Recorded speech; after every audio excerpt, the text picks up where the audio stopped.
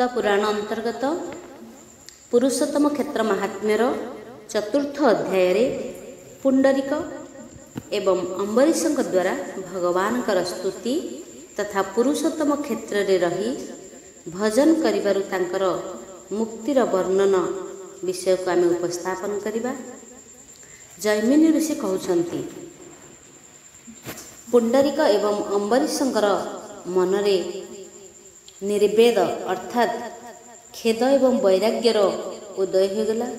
कुसंग परित्याग दुहे करिले, विष्णु भगवान को ध्यान कले, शुद्ध आहार ग्रहण कले, व्रत पालन कले। नीलाचल रे नीलगिरी निवासी पुरुषोत्तम का निकट रे निवास कले मध्य विधिपूर्वक महोदधि रे महास्नान कले। मंदिर सामने रे ठिया होई प्रभुंकर काष्ठ विग्रह को दर्शन कले, साष्टांग प्रणाम कले एवं निरीक्षण मध्य कले।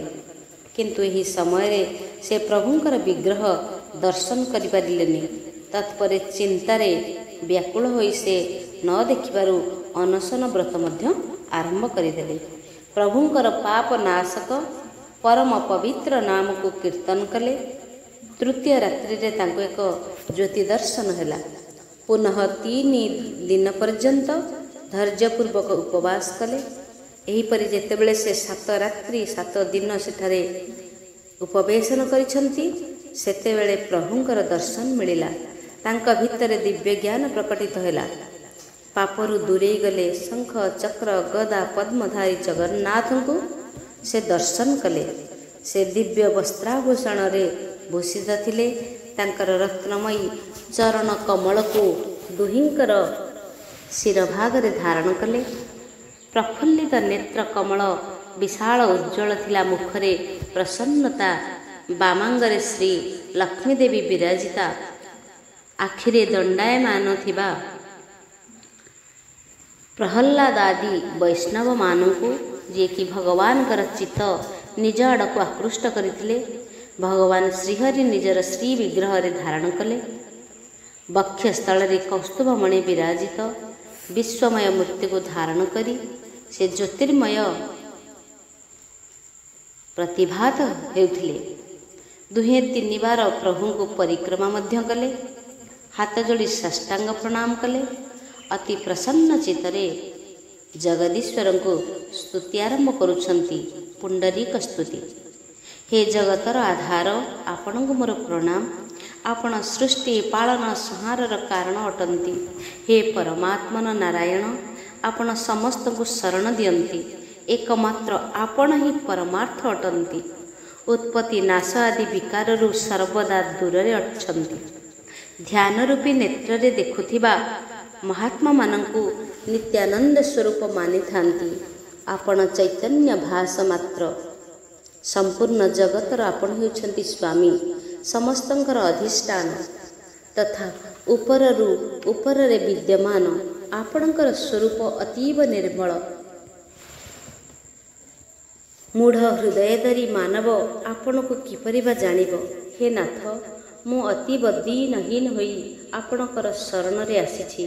मो उपरे आपण दया करंतु, कृपा करंतु। मु अज्ञानी पापाचारी संसार समुद्र रे प्रवेश करि सारिछि। मोर उद्धार करि दियंतु। ब्रह्मांड रे आपणकर समान द्वितीय बंधु आउ किए अछि। दीन बंधु हे बंधु तुमे मोहरी। दीन बंधु हे संसारे जे बंधु देला नेला बंधु। संसारे जे बंधु देला नेला बंधु। न देले न नेले किए कहार। दीन बंधु हे प्रभु तुमे मोहर। दीन बंधु हे दीन बंधु, हे कृपा सिंधु, एई पापाचारी एई भव संसार रे पतित होइथिबा साधारण क्षुद्राति क्षुद्र जीवटीए प्रति आपण कृपा करंतु। एई भव को परु आपण ही उद्धार करंतु। ब्रह्मांड रे आपण समान द्वितीय बंधु आउ कि अछि प्रभु। ଯିଏ ନିଜର ସ୍ୱାର୍ଥର ଅପେକ୍ଷା ନ କରି ଦିନହୀନ ଅନାଥ ଉପରେ ଦୟା କରିଥାନ୍ତି, ଯେଉଁ ମୂଢ଼ ଯୋଗ ଓ କ୍ଷେମର ଇଚ୍ଛା ରଖି ଅନାୟାସରେ ହିଁ ମୋକ୍ଷ ପ୍ରଦାନ କରିପାରନ୍ତି, ସେହି ଜଗଦୀଶ୍ୱର ଆପଣଙ୍କୁ ମୁଁ ଉପାସନା କରୁଛି। ମୁଁ ଆପଣଙ୍କ ଶରଣାଗତ ହୋଇଯାଇଛି ଯେ ଆପଣଙ୍କର ମାୟାରେ ମୋହିତ ହୋଇଥାଏ। ହେ ଜଗନ୍ନାଥ, କେବଳ ଆପଣ ହିଁ ଇଚ୍ଛା କଲେ ତାକୁ ମାୟାରୁ, ଏହି ଦୁସ୍ତର ମାୟାରୁ ନିଶ୍ଚିନ୍ତ ଭାବରେ ଉଦ୍ଧାର କରିପାରିବେ। ଅକସ୍ମାତରେ ନେଉଥିବା ନାରାୟଣ ନାମ ଧର୍ମ, ଅର୍ଥ, କାମ, ମୋକ୍ଷ ଚାରି ପୁରୁଷାର୍ଥର ସିଦ୍ଧି ଏକାକୀ ହିଁ କରିଥାଏ। ହେ ନାଥ, ସଂସାର ସାଗରରେ ଡୁବି ଯାଇଥିବା ଲୋକଙ୍କ ପାଇଁ ଆପଣ ତ ଏକମାତ୍ର ଶରଣ। ଆପଣ ଅନନ୍ୟ ଭକ୍ତିରେ ଚିନ୍ତନ କରୁଥିବା ଜ୍ଞାନରୂପୀ ନୌକା ଉପରେ ଆରୂଢ଼ ହୋଇ କରୁଣାର ପତାକା ଧରି ଅଚେତନ ପ୍ରାଣୀଙ୍କୁ ସଂସାର ସାଗରରୁ ପାରି ହେବା ପାଇଁ ଏକାକୀ ହିଁ ଆପଣ ସମର୍ଥ ଅଟନ୍ତି। ପ୍ରଭୁ, ମୋତେ ତୁମର ପାଦପଦ୍ମ ପ୍ରତି ଦୃଢ଼ ଭକ୍ତି ଲାଗି ରହିବାର ଶକ୍ତିକୁ ପ୍ରଦାନ କରନ୍ତୁ। ଧର୍ମ, ଅର୍ଥ, କାମ, ମୋକ୍ଷ ଏହି ଚତୁର୍ବର୍ଗର ସେବନ କରି ମୋର ମନ୍ଦ ବୁଦ୍ଧି ହୋଇଯାଇଛି ଏବଂ ତୁମେ ଏହାକୁ ସେବନ କରି ମୋର ମନ୍ଦ ବୁଦ୍ଧିକୁ ସମ୍ପୂର୍ଣ୍ଣ ଭାବରେ ଶୁଦ୍ଧ କରିଦେବ ଏବଂ ତୁମର ଶରଣାଗତକୁ ନିଶ୍ଚିନ୍ତ ଭାବରେ ଶରଣ ଦେବ। ତିନି ବର୍ଗ ବହୁତ କ୍ଷୁଦ୍ର, ଅହିତକର, ଅଳ୍ପ ସୁଖ ପ୍ରଦାୟକ। ଏଣୁ ମୋର କିଛି ଆବଶ୍ୟକ ନାହିଁ, ନା ଧର୍ମ, ନା ଅର୍ଥ, ନା କାମ, ନା ମୋକ୍ଷ। ମୁଁ କେବଳ ତୁମ ଚରଣ କମଳର ଗୋଟିଏ ଅଣୁ ପାଇବା ପାଇଁ ଅପେକ୍ଷା କରିଛି। ଚରଣ ଯୁଗଳରେ ଘନୀଭୂତ ଆନନ୍ଦ ସମୁଦ୍ରରେ ଅବଗାହନ କରିବାର ଆଜ୍ଞା ଭିକ୍ଷା କରୁଛି। ଏପରି ସ୍ତୁତି କରି ବ୍ରାହ୍ମଣ ପୁଣ୍ଡରୀକ ଅଶ୍ରୁ ଗଦଗଦ କଣ୍ଠରେ ତ୍ରାହି କୃଷ୍ଣ, ତ୍ରାହି କୃଷ୍ଣ, ତ୍ରାହି କୃଷ୍ଣ, ତ୍ରାହି ମାଂ ଜଗନ୍ନାଥ, ଏହିପରି ଜଗନ୍ନାଥଙ୍କର ଚରଣ କମଳରେ ଲମ୍ବଦଣ୍ଡ ହୋଇ ପଡ଼ିଗଲେ। ତତ୍ପରେ କ୍ଷତ୍ରିୟ କୁମାର ଅମ୍ବରୀଶ ହାତ ଯୋଡ଼ି ସେ ମଧ୍ୟ ପ୍ରାର୍ଥନା ପୂର୍ବଙ୍କୁ ଅମ୍ବରୀଶ ସ୍ତୁତି କରୁଛନ୍ତି। ହେ ଦେବ ସର୍ବାତ୍ମନ୍, ମୋ ଉପରେ ପ୍ରସନ୍ନ ହୁଅନ୍ତୁ। ଆପଣଙ୍କର ମସ୍ତକ, ଭୁଜା ଅସଂଖ୍ୟ, ନାସିକା, ନେତ୍ର, ହସ୍ତ, ପଦ ମଧ୍ୟ କୌଣସି ସଂଖ୍ୟା ନାହିଁ। ହେ ବିଶ୍ୱମୂର୍ତ୍ତି, ଆପଣ 36 ତତ୍ତ୍ୱ ଉପରେ ପ୍ରପଞ୍ଚରୁ ରହିତ ହୋଇ ମଧ୍ୟ ଏହାର ବିସ୍ତାରରେ ସହାୟକ।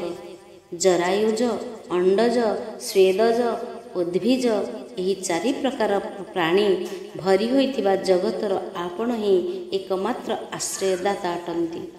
ଯାହାର ଚରଣରେ ପ୍ରକଟିତ ହୋଇଥିବା ଗଙ୍ଗା ତିନି ଲୋକକୁ ପବିତ୍ର କରେ, ଯାହାଙ୍କର ନାମ ବ୍ରହ୍ମ ହତ୍ୟା ଆଦି ପାପର ନିଶ୍ଚିତ ଶୁଦ୍ଧକାରୀ, କୀର୍ତ୍ତନ କରିବା ପରେ ସମସ୍ତଙ୍କୁ କଲ୍ୟାଣ ପ୍ରଦାନ କରିଥାନ୍ତି। କଲ୍ୟାଣ ସ୍ୱରୂପ ପରମାତ୍ମା କେବଳ ଆପଣଙ୍କର ନାମ କୀର୍ତ୍ତନରେ ମଧ୍ୟ ସମସ୍ତ ପ୍ରକାର ସିଦ୍ଧିକୁ ପ୍ରାପ୍ତ ହୋଇଥାଏ। ବୁଦ୍ଧିଶାଳୀ ବିଦ୍ୱାନ ପୁରୁଷ କୌତୂହଳ ପୂର୍ବକ ଆପଣଙ୍କୁ ଖୋଜିଥାନ୍ତି। ହେ ନାଥ, ହେ ଦୟାର ସାଗର, ହେ କରୁଣାର ଅର୍ଣ୍ଣବ, ଆପଣଙ୍କର ଚରଣର କମଳର ଜଳ ଅର୍ଥାତ୍ ଚରଣ ଦୋକକୁ ଆଶ୍ରୟ ନେବା ପରେ ତାର ସମସ୍ତ ସନ୍ତାପକୁ ଆପଣ ହିଁ ହରଣ କରି ନେଇଥାନ୍ତି। ମୁଁ ତିନି ତାପରେ ପୀଡ଼ିତ ହୋଇଛି। ନିଜର ଏହି ଚରଣ କମଳରେ ମୋର ଭକ୍ତି ଦୃଢ଼ ଭାବରେ ଲାଗି ରହୁ। ମୋର ଦ୍ୱିତୀୟ କୌଣସି ସ୍ୱାମୀ ନାହାନ୍ତି, ମୋର ଦ୍ୱିତୀୟ କୌଣସି ସୁହୃଦ ନାହାନ୍ତି, ମୋର ଦ୍ୱିତୀୟ କେହି ସମର୍ଥ ନୁହନ୍ତି, ମୋର ମାଗିବାର ଦ୍ୱିତୀୟ କୌଣସି ବସ୍ତୁ ମଧ୍ୟ ନାହିଁ। ହେ ଜଗନ୍ୟନ୍ତା ଜଗଦୀଶ୍ୱର ଜଗନ୍ନାଥ, ମୁଁ ଆପଣଙ୍କର ଚରଣ କମଳରେ ସହସ୍ରବାର ପ୍ରଣାମ କରି ମାଗୁଛି ଯେ ଯେତେ ଦିନ ପର୍ଯ୍ୟନ୍ତ ଏ ପିଣ୍ଡରେ ପ୍ରାଣ ଥିବ ସେତେ ଦିନ ପର୍ଯ୍ୟନ୍ତ ତୁମ ପାଦ ପଦ୍ମରେ ଅବିଚଳ ଅନନ୍ୟ ଭକ୍ତି ଲାଗି ରହୁ। କାରଣ ଆପଣଙ୍କ ଚରଣକୁ ପ୍ରାର୍ଥନା କରି ବ୍ରହ୍ମଦେବ ନିଜେ ସୃଷ୍ଟି କାର୍ଯ୍ୟ କରିଛନ୍ତି, ରୁଦ୍ରଦେବ ସୃଷ୍ଟି ସଂହାର କାର୍ଯ୍ୟ କରିଛନ୍ତି, ଲକ୍ଷ୍ମୀ ଦେବୀ ସମସ୍ତ ଐଶ୍ୱର୍ଯ୍ୟକୁ ପ୍ରଦାନ କରୁଛନ୍ତି। ସମସ୍ତ ପୁରୁଷାର୍ଥର ବୀଜ ଆପଣଙ୍କର ଚରଣ ଯୁଗଳରେ। ଦିନ ଉପରେ ଦୟା କରୁଥିବା ଦୟାର ସାଗର, ଅନନ୍ୟ ଚିତ୍ତରେ ଆପଣଙ୍କର ଭକ୍ତି ମୁଁ ମାଗୁଅଛି। ଅନାଦି ଅବିଦ୍ୟାର ଏହି ଦୁସ୍ତର ବିଦ୍ୟା ସୁଦୃଢ଼ ପଙ୍କରେ ଡୁବି ମୁଁ କୌଣସି ଆଶ୍ରୟ ନ ପାଇବାରୁ ନଷ୍ଟ ହୋଇଯାଇଛି। ମୋର ମତି ଗତି ସବୁ ଅଶୁଦ୍ଧ ହୋଇଯାଇଛି। ଶୁଦ୍ଧ ଚରଣାର ବିନ୍ଦରେ କେବଳ ଶରଣାଗତକୁ ରକ୍ଷା କରିବା ଭିକ୍ଷାରେ ମୁଁ ଏଠାରେ କୃପା ଭିକ୍ଷାର୍ଥୀ ଶରଣାର୍ଥୀ। ମୋର ଉଦ୍ଧାର ପାଇଁ ଆପଣଙ୍କର ମହାମହିମା ବ୍ୟତୀତ କିଛି ବି ଲୋଡ଼ା ନାହିଁ। ଆପଣଙ୍କର ଭକ୍ତି ବ୍ୟତୀତ ମୋର ଦ୍ୱିତୀୟ କିଛି ସାଧନ ବି ନାହିଁ, ଯାହାକି ପ୍ରାଣୀମାନଙ୍କୁ ଉଦ୍ଧାର କରିପାରିବ। ଶରଣାଗତ ବତ୍ସଳ ଶରଣ ଭିକ୍ଷା କରୁଛି, ଶରଣ ପ୍ରଦାନ କର। ଶରଣ ରକ୍ଷକ ପ୍ରଭୁ, ହେ ବିଭୁ, ମୋର ସ୍ତୁତିକୁ ଶ୍ରବଣ କରି କହି ଦଣ୍ଡ ଭଳି ପ୍ରଣାମ କରୁଛନ୍ତି। ଭକ୍ତି ଦିଅ, ଭକ୍ତି ଦିଅ, ଭକ୍ତି ଦିଅ, ତୁମ ଚରଣର ଧୂଳି କରିଦିଅ।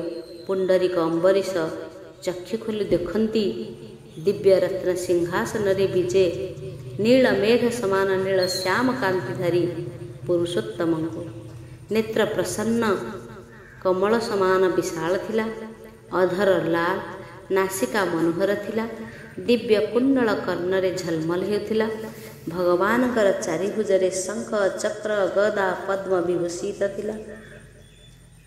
ବନମାଳରେ ବିଭୂଷିତ, ବକ୍ଷସ୍ଥଳ ଉଚ୍ଚା, କଣ୍ଠରେ ପରମ ସୁନ୍ଦର ହାର ସୁଶୋଭିତ, ମସ୍ତକରେ ବହୁମୂଲ୍ୟ ମୁକୁଟ ପ୍ରକାଶିତ ଥିଲା। ଶ୍ରୀବତ୍ସ ପଦ୍ମଚିହ୍ନ ବକ୍ଷରେ ସୁଶୋଭିତ, କୌସ୍ତୁଭ ମଣି ଗଳାରେ ଲମ୍ବିତ, ଭୁଜାରେ ଦିବ୍ୟ ଅଙ୍ଗଦ ଅର୍ଥାତ୍ ଭୁଜବନ୍ଧ ଧାରଣ କରିଥିଲେ। ବିଶାଳ ଭୁଜ ଆଜାନୁଲମ୍ବିତ ଥିଲା। ଦୀନ ଦୁଃଖୀମାନଙ୍କୁ ରକ୍ଷା କରିବା ପାଇଁ ଉଦ୍ୟତ ପ୍ରତୀତ ହେଉଥିଲା। କଟିରେ ଦିବ୍ୟ ପୀତାମ୍ବର ଧାରଣ କରିଥିଲେ। ଏହାର ଉପରେ ସୁବର୍ଣ୍ଣ କରଧନୀ ବନ୍ଧନ ହୋଇଥିଲା, ଯାହାକି ବିଜୁଳି ଭଳି ମଝି ଘଣ୍ଟି ମଣିରେ ପିଆ ହୋଇଥିଲା ଭଳି ମନେ ହେଉଥିଲା। ଭଗବାନ ଦିବ୍ୟ ହାର ଦିବ୍ୟ ଚନ୍ଦନରେ ବିଭୂଷିତ ଥିଲେ। ସୁବର୍ଣ୍ଣମୟ କମଳ ଆସନ ଉପରେ ବିରାଜିତ, ସମସ୍ତ ଅଙ୍ଗରେ ଅନୁପମ ଶୋଭାର ନିବାସ କରୁଥିଲା। ଶରଣାଗତର ସନ୍ତାପ ହରଣ କରିବା ପାଇଁ ମହାନ ସୁଧା ସାଗର ସମାନ ପ୍ରତୀତ ହେଉଥିଲା। କଳ୍ପବୃକ୍ଷ ସଦୃଶ ମନୋବାଞ୍ଛା ପୂରଣ କରିପାରୁଥିଲେ। ଦକ୍ଷିଣ ଭାଗରେ ହଳମୟ ଶସ୍ତ୍ର ଧାରଣ କରି ଭଗବାନ ବଳଭଦ୍ର ବସିଥିଲେ, ଯିଏକି ନିଜର ମହାନ ବଳରେ ସମସ୍ତ ବ୍ରହ୍ମାଣ୍ଡର ଭାରକୁ ଧାରଣ କରିଥିଲେ। ବଳଭଦ୍ର ନାଗରାଜ ଶେଷ ରୂପରେ ଶୋଭା ପାଉଥିଲେ। ମସ୍ତକ ଉପରେ ସପ୍ତଫଣା ସୁଶୋଭିତ ନାଗରାଜ କୈଳାସ ଶିଖର ସମାନ ଉଚ୍ଚ ଶ୍ୱେତବର୍ଣ୍ଣ ଥିଲା। କର୍ଣ୍ଣରେ କୁଣ୍ଡଳ ସୁଶୋଭିତ, ଗଳାରେ ବିଚିତ୍ର ବନମାଳା, ଦିବ୍ୟ ନୀଳବସ୍ତ୍ର ପରିଧାନ କରିଥିଲେ। ପିଠି ନୀଚ ଥିଲା, ଛାତି ଉଚ୍ଚ ଥିଲା। ସମ୍ପୂର୍ଣ୍ଣ ଶରୀରକୁ କୁଣ୍ଡଳାୟିତ କରି ହସୁଥିଲେ। ଭଗବାନ ବଳଭଦ୍ର ପ୍ରଣାମକାରୀମାନଙ୍କୁ ସମସ୍ତ ପାପର ନାଶ କରାଇ ଦେଉଥିଲେ। ଏହି ଦୁହିଁଙ୍କ ମଧ୍ୟଭାଗରେ କୁଙ୍କୁମ ସମାନ ଲାଲ ବର୍ଣ୍ଣଧାରୀ କଲ୍ୟାଣମୟୀ ସୁଭଦ୍ରା ଦେବୀ ବିରାଜମାନ କରିଥିଲେ, ଯିଏକି ସମ୍ପୂର୍ଣ୍ଣ ଲାବଣ୍ୟର ଅଧିକାରିଣୀ, ସମ୍ପୂର୍ଣ୍ଣ ନିବାସ ସ୍ଥାନ ଅଟନ୍ତି। ସମସ୍ତ ଦେବତା ତାଙ୍କର ଚରଣରେ ମସ୍ତକ ଅବନତ କରୁଥିଲେ। ସେ ନିଜର ହାତରେ କମଳ ଧାରଣ କରିଥିଲେ, ଦିବ୍ୟ ଆଭୂଷଣରେ ବିଭୂଷିତ ହୋଇଥିଲେ। ସୁଭଦ୍ରା ମା ମଧ୍ୟ ଶରଣାଗତମାନଙ୍କ ପାଇଁ କଳ୍ପବୃକ୍ଷ ଥିଲେ। ସମସ୍ତ ପାପର ନାଶକାରୀ ତଥା ସଂସାର ସମୁଦ୍ରରେ ଭାସି ଯାଉଥିବା ମନୁଷ୍ୟକୁ ପାର କରିପାରନ୍ତି ଓ ଦେବତାମାନଙ୍କୁ ମଧ୍ୟ ତାରଣ କରିପାରନ୍ତି। ଭଗବାନ ପୁରୁଷୋତ୍ତମଙ୍କ ବାମଭାଗରେ ଉତ୍ତମ ଚକ୍ର ପ୍ରକାଶିତ ହେଉଥିଲା। ଶ୍ରେଷ୍ଠ କାଷ୍ଠରେ ନିର୍ମିତ, ସମ୍ପୂର୍ଣ୍ଣ ସଂଯୋଗରେ ପରମ ଉଜ୍ଜ୍ୱଳ ଚାରିବର୍ଣ୍ଣରେ ଚାରି ସ୍ୱରୂପରେ ସ୍ଥିତ ଭଗବାନ ପୁରୁଷୋତ୍ତମକୁ ପ୍ରାତଃ କାଳରେ ଦର୍ଶନ କଲେ। ବ୍ରାହ୍ମଣ ଓ କ୍ଷତ୍ରିୟ କୁମାରମାନେ ନିଜର ପରିଶ୍ରମକୁ ସ୍ୱାର୍ଥ ବୋଲି ମନେ କରୁଥିଲେ। ପୂର୍ବୋକ୍ତ ସ୍ୱପ୍ନ ଲୀଳାକୁ ସ୍ମରଣ କରି ସେ ବଡ଼ ବିସ୍ମୟକ ପ୍ରାପ୍ତ ହେଉଥିଲେ ଓ ଓ ଭଜିବାକୁ ଲାଗୁଥିଲେ ଯେ ଏହା କାଷ୍ଟର ପ୍ରତିମା ନୁହେଁ, ସାକ୍ଷାତ ବ୍ରହ୍ମ ପ୍ରକାଶିତ। ସେ ସମୟରେ ସେ ଯଜ୍ଞ ସଭାକୁ ଆପଣ ବ୍ରାହ୍ମଣମାନଙ୍କର କଥାକୁ ବିଶ୍ୱାସ କରୁଥିଲେ ଓ ପରସ୍ପର କୁହାକୁହି ହେଉଥିଲେ, କେଉଁଠାରେ ଆମେ ଦୁହେଁ ମହାପାତ କି କ୍ରମଶଃ ଯମଯାତନାକୁ ଭୋଗ କରିବାର ଅଧିକାରୀ, କେଉଁଠାରେ ଦେବତାମାନଙ୍କ ଦ୍ୱାରା ସେବିତ ଭଗବାନ ବିଷ୍ଣୁଙ୍କର ଦର୍ଶନ। ଦୁହେଁ ତ ମୂର୍ଖ ଥିଲେ ଏବଂ ଏହି ସମୟରେ 18 ପୁରାଣ ବିଦ୍ୟାରେ ପ୍ରବୀଣ ହୋଇଥିଲେ। ଏଣୁ ଏହା ଭ୍ରମ ନୁହେଁ, ବାସ୍ତବିକ ଜ୍ଞାନ ଅଟେ। ଯଥାର୍ଥବାଦୀ ବ୍ରାହ୍ମଣମାନେ ତାଙ୍କୁ ଯାହା କହିଥିଲେ ତାହା ସତ୍ୟ। ତୀର୍ଥରାଜ ସମୁଦ୍ରର ତଟରେ ସାକ୍ଷାତ ବ୍ରହ୍ମ ବିରାଜିତ, ବଟବୃକ୍ଷର ଜଡ଼ରେ ସେ ସର୍ବଦା ବିରାଜିତ। ଭଗବାନ ପୁରୁଷୋତ୍ତମଙ୍କ ଦର୍ଶନ ମାତ୍ରେ ହିଁ ସମସ୍ତ ପ୍ରାଣୀ ମୁକ୍ତ ହୋଇଯାଆନ୍ତି। ଏହି କଥାକୁ ଆମ୍ଭେମାନେ ପ୍ରତ୍ୟକ୍ଷରେ ଅନୁଭବ କଲେ। ଭଗବାନ ଜଗନ୍ନାଥ ଅଟନ୍ତି, ଯିଏକି 4 ସ୍ୱରୂପରେ ସ୍ଥିତ ଅଟନ୍ତି। ପୃଥିବୀ ଉପରେ ସେ ଯେତେବେଳେ ଅବତାର ନେବେ ସେତେବେଳେ ସେ 4 ରୂପରେ ପ୍ରକାଶିତ ହେବେ। ଏବେ ଆମେ ଦୁହେଁ ଯେତେବେଳେ ପର୍ଯ୍ୟନ୍ତ ପ୍ରାଣ ଧାରଣ କରିବା ସେତେବେଳେ ପର୍ଯ୍ୟନ୍ତ ତାଙ୍କ ନିକଟରେ ହିଁ ରହିବା। କ୍ଷୁଦ୍ର କାମନାକୁ ମୁହଁ ମୋଡ଼ି ଅନ୍ୟତ୍ର ଯିବାର ନାମ ମଧ୍ୟ ଧରିବା ନାହିଁ। ଏପରି ବିଚାର କରି ସେ ଦୁହେଁ ଭଗବାନଙ୍କର ଭଜନରେ ତତ୍ପର, ତଲ୍ଲୀନ, ବିଲ୍ଲୀନ, ସଲ୍ଲୀନ ହୋଇଗଲେ। ସର୍ବଦା ନାରାୟଣ ନାମକୁ ସ୍ମରଣ କଲେ ଏବଂ ପରିଶେଷରେ ନାମ ସ୍ମରଣରେ ମୋକ୍ଷ ପଦକୁ ମଧ୍ୟ ପ୍ରାପ୍ତ କଲେ। ପାପନାଶକ ଚରିତ୍ର ଅତ୍ୟନ୍ତ ଗୋପନୀୟ। ଯେଉଁ ମନୁଷ୍ୟ ପୁଣ୍ଡରୀକ ଅମ୍ବରୀଶଙ୍କର ଏହି ଚରିତ୍ରକୁ ଶୁଣିବେ, କହିବେ ଏବଂ ସେ ପରମ ଆନନ୍ଦ ସହିତ ଭଗବାନ ବିଷ୍ଣୁଙ୍କର ପରମ ଧାମକୁ ପ୍ରାପ୍ତ ହେବେ। ଜୟ ଜଗନ୍ନାଥ, ଜୟ ଜଗନ୍ନାଥ, ଜୟ ଜଗନ୍ନାଥ।